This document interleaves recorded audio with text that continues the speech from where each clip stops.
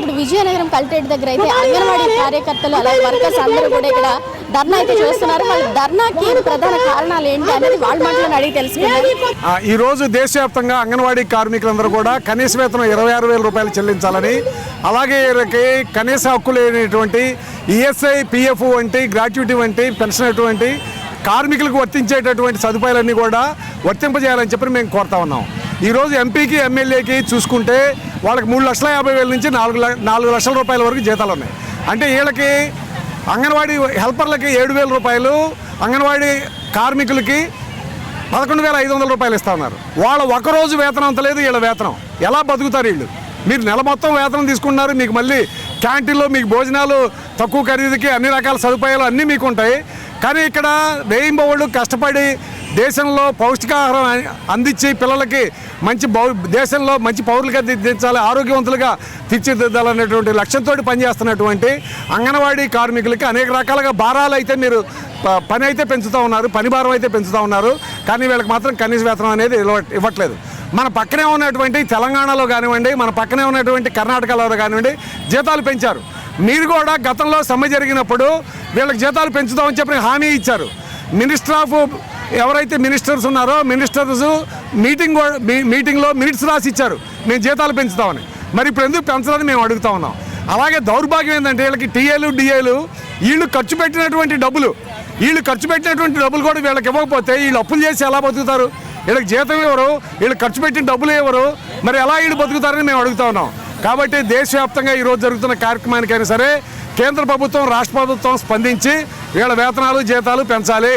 లేకపోతే మాత్రం భవిష్యత్తులో ఎంతటి పోరాటానికైనా సమ్మకైనటువంటి అంగన్వాడీ కార్మికులకి కొత్త కాదు, భవిష్యత్తులో పోరాడి ఈ విజయం సాధించేంత వరకు కూడా ఈ పోరాటం కొనసాగిద్దని చెప్పి మేము తెలియజేస్తా ఉన్నాం. ఈరోజు ఈ జూలై 10 సందర్భంగా మా అంగన్వాడీ కోరికల దినోత్సవం సందర్భంగా మమ్మల్ని ఎండలోకి రప్పించి ప్రభుత్వం చాలా అవస్థలు పెడుతుంది. గత సంవత్సరం 42 రోజులు ఏకదాటిగా దీక్షలు చేసినప్పుడు, సమ్మె చేసినప్పుడు చాలా హామీలు నెరవేరుస్తారని ఎన్నికల ముందు చాలా హామీలు ఇచ్చారు. కానీ ఎలక్షన్ అయిన తర్వాత అస్సలు మమ్మల్ని పట్టించుకోలేదు సరికదా. మమ్మల్ని వీళ్ళు చాలా ఇబ్బందులకు గురి చేస్తున్నారు. లేనిపోని యాప్లన్నీ పెట్టి మమ్మల్ని చాలా అనారోగ్యానికి గురి చేస్తున్నారు. IVRS కాల్స్ అంటారు, PMM ఈవై యాప్లు అంటారు, అవ్వంటారు, ఇవ్వంటారు. అస్సలు అంగన్వాడీ టీచర్కి ఒక్క నిమిషం కూడా కుటుంబంతో టైం స్పెండ్ చేసే అవకాశం లేకుండా చేస్తుంది ప్రభుత్వం. జీతాలు పెంచుతామన్నారు, మా కష్టానికి తగిన జీతం కూడా ఇవ్వట్లేదు. చాలా మమ్మల్ని ఇబ్బందికి గురి చేస్తున్నారు. కానీ ఇది పద్ధతి కాదు.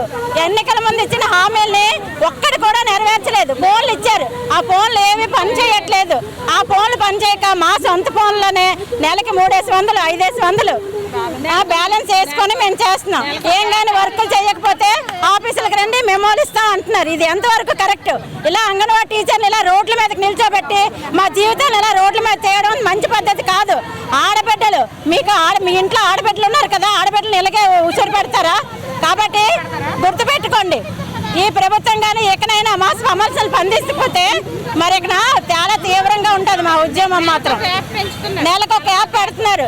వివిధ రకాల యాప్లతో మమ్మల్ని ఇబ్బందులకు గురి చేస్తున్నారు. ఆ యాప్లన్నీ ఉపసంహరించుకోవాలి, మాకు వేతనం ఏదైతే పెంచుతా ఉన్నారో ఆ వేతనం కూడా ఇవ్వాలి అనేసి అయితే ఇక్కడ అంగన్వాడీ కార్యకర్తలు అయితే పెద్ద ఎత్తున ధర్నా చేస్తున్నారు. మండు టెండ్లో సుమారు 1000కి పైగా అంగన్వాడీ వర్కర్స్ వచ్చి అయితే ఇక్కడ ధర్నా నిర్వహిస్తున్నారు. ఎందుకంటే వాళ్ళ డిమాండ్లని పరిష్కరించాలి అని రాష్ట్ర వ్యాప్తంగా కూడా ఈ ధర్నా నిర్వహిస్తున్నట్టయితే వాళ్ళు తెలుపుతున్నారు.